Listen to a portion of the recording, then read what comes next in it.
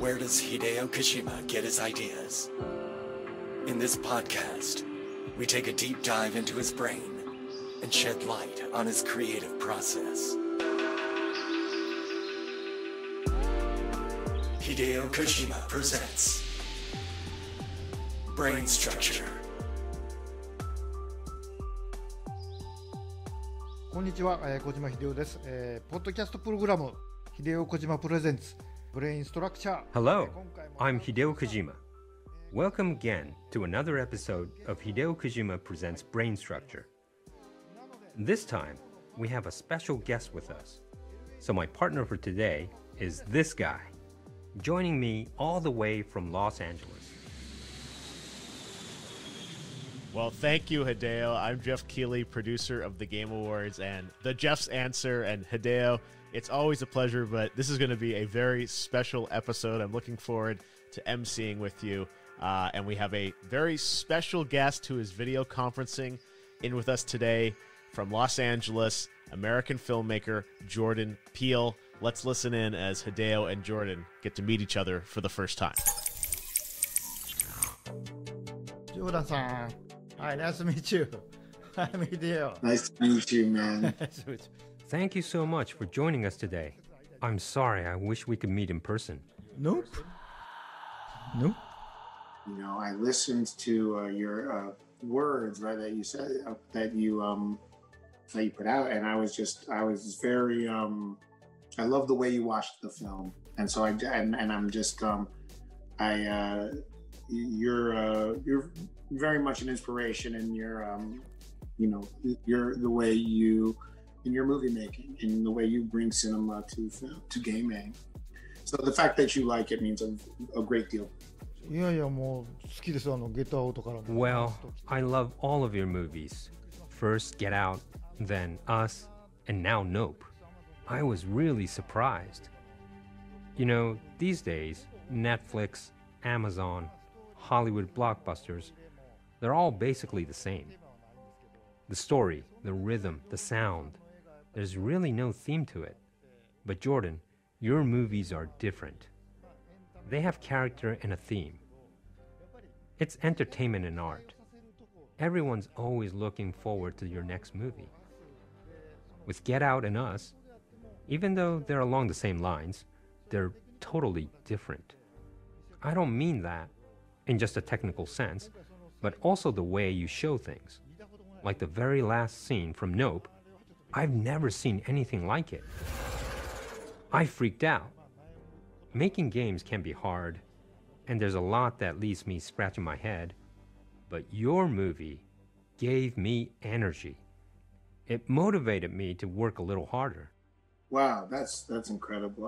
I mean, I'm so incredibly emboldened by those words, because I do think so much of what I want to do is, that is inspire and to get people creating.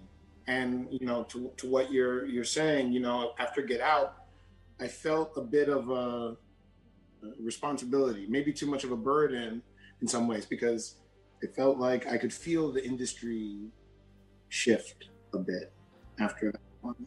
And with this story, I felt like a bit of a responsibility to put my all into a big spectacle and something that had meaning, something that was autobiographical, but stood apart from what we've seen Hollywood do too much.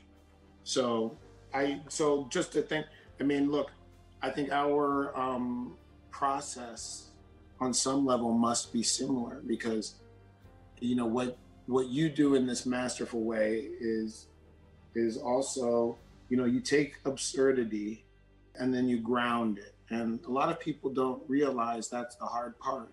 Coming up with the wild ideas, anybody can do that, but figuring out how there's a place for it in real life and grounding it, very few people can do that. That's what you're a master of.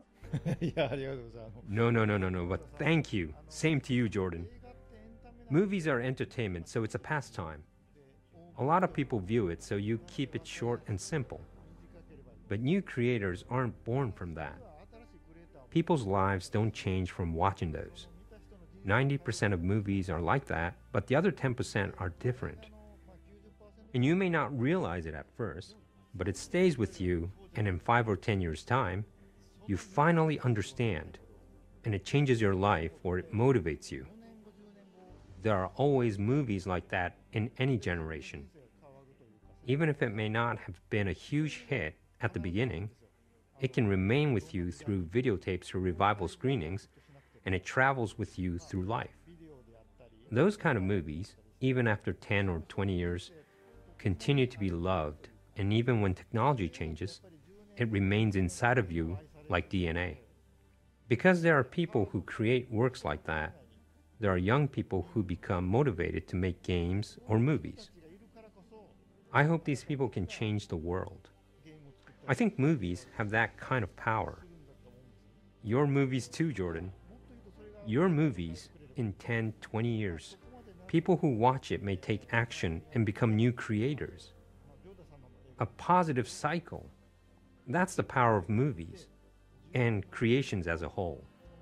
And the fact that you're doing this is amazing and intense and bold. Everyone has high expectations for you, but you don't lose to the pressure and continue to create something new. And you're incredibly successful at it, which is wonderful. Thank you. I'm in, all I can say is I'm in a dream position. For so long, I didn't feel like I had a place as a director in this industry. And I knew in my heart that the passion was there, that so many of the elements were there, but I knew I wasn't ready. And I felt like the world may not be ready for my story. When you talk about the inspiration, I think about this period of where I think many people fall in love with movies. For me, it's 11 years old to 15 years old, where something happened and something special happened. And that's kind of the audience that I feel, even though I make, what is considered an R-rated movie, it's not something a younger person can go see in the States. But I feel like that age group is kind of my target. It's the age group that gets to sneak into this movie as a guilty pleasure. And so it makes me, although I don't hear a lot from that age group, that's where my target is. I played a Metal Gear Solid 2, a character, and pardon me if you've done more with this character, but it's one that has stuck out in my mind as something of particular genius. And I think you might know who I'm talking about. It's Fortune, the character called Fortune. And I remember that being a really profound character to ever see in gaming, but it's stuck with me in an impactful way. Somebody who wanted to die and couldn't, and that was the problem. That was the violence and the threat that they possessed was this tragic one. And so I just wanted to say how much I love that character. Thank you so much. Well, the idea of her came about when I was thinking about luck and how a person's degree of happiness is the same throughout one's life. Of course, there's misfortune too. But I began to think that the amount of luck in a person's life is all the same. So, Fortune, the character, has all the luck in the world while on the battlefield and ends up using all of her luck there. So, in normal day-to-day life, she is struck by misfortunes. What I wanted to say was, I'm sure there are a lot of people out there who think to themselves, I'm really unhappy right now. Maybe you were born into poverty or you don't have any very nice parents. But if you think that maybe everyone's fortune level is the same, you can feel a little better. And that's why I made that character. No matter what country you were born in, what ethnicity, what household, Everyone is different, but everyone's total sum of fortune is the same. So don't give up. That's the message I wanted to convey through this character. I'm happy you asked. Yes, fascinating. Fascinating. I found myself inspired by the curse of luck and the duality of this idea of fortune. I named my production company, I named Monkey Paw Productions, which is reference to a short story where this magical talisman grants wishes, but does it in a macabre way. Do you know, are you familiar with that story? それ知らないんで、ちょっと教えてもらえますか? No, sorry. I don't know that story. It's a very, I'll tell you very quickly, but it's basically this trinket of a monkey's paw is brought to a family from India, and as a curse or a gift. And if you make a wish, it will come true. And so the first wish they make is for $1 million. And of course, you know, their son doesn't come home, but they get a knock on the door. They say, "Oh, your son has been killed by a carriage. We're presenting you with $1 million check, you know, the compensation." And it clicks on like this, but this is the sort of the premise, right? And it very much relates to coming, for me, entering the first part of my career in the industry because I was an actor, and finding a great disillusionment because my greatest dream came true and it turned out to be not what I wanted, and so, you know, this idea of the paradox of fortune, and I think to what you're saying, the ability to shift how we see the world to empower ourselves. Fortune is a state of mind in so many ways. It's great. Can I tell you one thing that, you know, I know you didn't want to spoil anything with the film when you spoke about No, but I would say that, you know, I would feel comfortable saying spoiler alert, and if you had any question or anything you wanted to discuss that you felt like you couldn't, you may. そうですね。ちょっとまだ日本はまだ Well, I would love to, but it only just started playing in theaters here. But Jordan, you tweeted a lot about the ending of the movie, and I almost retweeted those on multiple occasions. I had to try my hardest not to. Good. Okay, that's good. I have respect for that. You know, I've heard so much talk, and I have to say, you were very good at talking about it without talking about it. いや難しいですけど。 So, I said this in my podcast too, but we are currently in the age of smartphones, and everyone lives looking down. There are shoegazers, always looking at their feet. They don't look up. Our generation wasn't like that. And what makes Nope so amazing is that after you watch the movie, you most certainly look up at the sky and at the clouds. You may look up thinking, maybe there's a UFO up there. But you also realize just how vast the sky is, and it really changes how you feel. So the young folks may be looking down at their phones, but once they see Nope, they'll be shocked and look up at the sky after leaving the movie theater and understand that, oh, we are living under this sky. So the incredible thing about Nope is that it's not just a horror movie, but it's made all the people looking down look up. It's epic. I thought maybe that would be a spoiler too, so I didn't want to say too much. But that's really what I wanted to convey. Wow. Thank you. You know, it's very odd to, you know, you and I, we remember a world before the phones, and it's almost hard to remember what that was like. And for a while, I thought it was worse, but now I'm almost certain I would take it, because you are so much more connected to the world around us. When I was starting this project, I was thinking, you know, I I was actually watching a lot of tornado videos, awe, and true real life horror documented, because there's, there was something about that was more connected and spectacular than almost anything I could make up. And so the sky in itself became this spectacle of all spectacles. And I wrote it in 2020. I wrote it when I was inside my house for a pandemic. We were on lockdown, and the feeling was I was in my phone. Everybody, we were all in our phone watching most god-awful, things come through this device that has become more indebted to, more that I worship more than anything else in my life, right?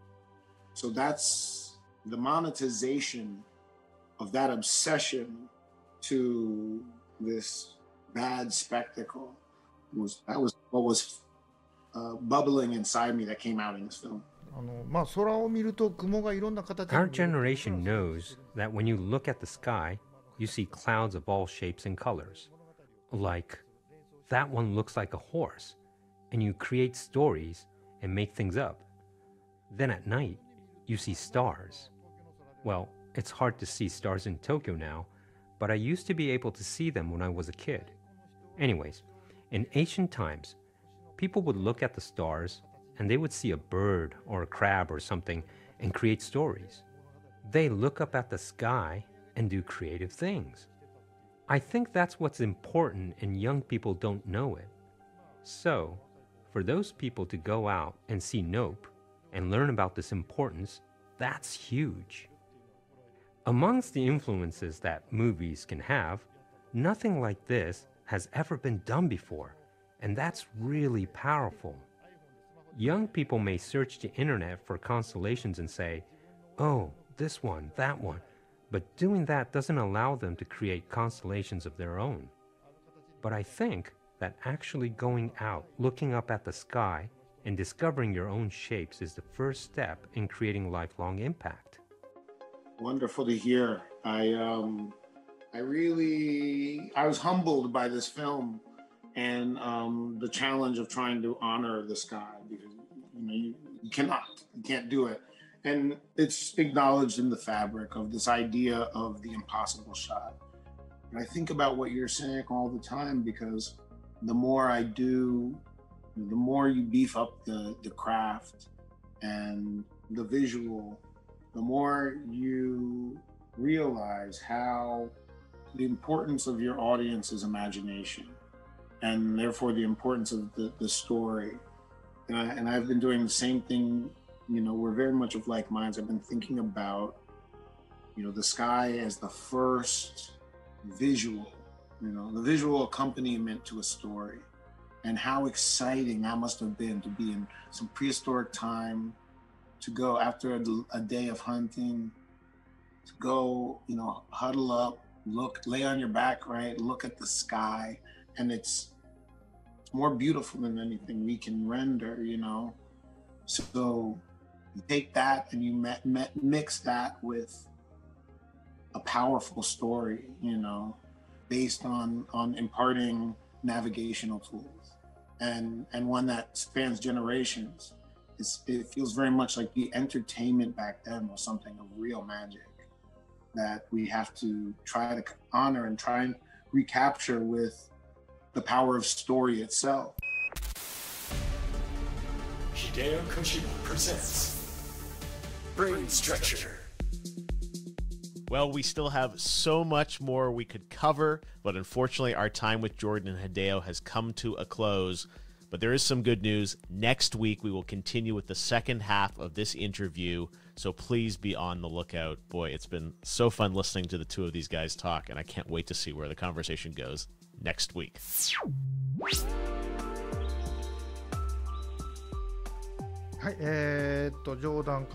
Well, we've had a great time with Jordan, but we've reached the end of this episode. Well, Hideo, I got to say, this was really interesting to hear you and Jordan talk with each other, and it's clear you both have a lot of respect for each other. Both your works and really felt like you guys had become friends through that conversation. What were your thoughts on meeting Jordan for the first time? 才能ある I obviously knew he was a very talented director, but he's also a wonderful person. It was my first time meeting him, but I feel like we've known each other since childhood. I think we are going to be good friends. Yes, I agree. And it's so cool to hear him talk about how Metal Gear Solid 2 influenced him. And I can't wait to see where you guys will go together. Hopefully we'll be talking again soon. ということで、来週の秀夫小島プレゼンツ Well, that's all for today. Please look forward to the next episode of Hideo Kojima Presents Brain Structure. さよなら。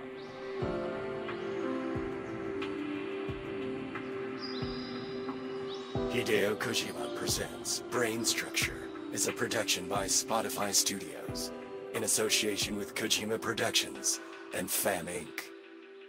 TGA, the Jeff Sanser MC, Jeff Keighley.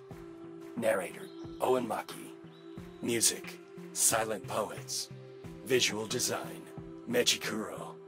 Producer, Hiro Furuki. Director, Kohei Takizawa. Executive producer at Spotify, Asami Sekine.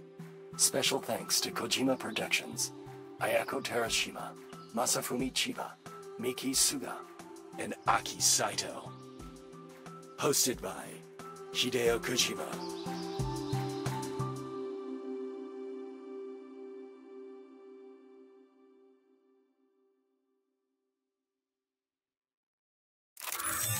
Hi, still waiting for something? Wow, that was some deep creator talk with Jordan Peele, huh? It made me want to play MGS2 again. On the next episode, we will bring you part 2 of their talk as we dive deeper into the minds of the creators. See you next week.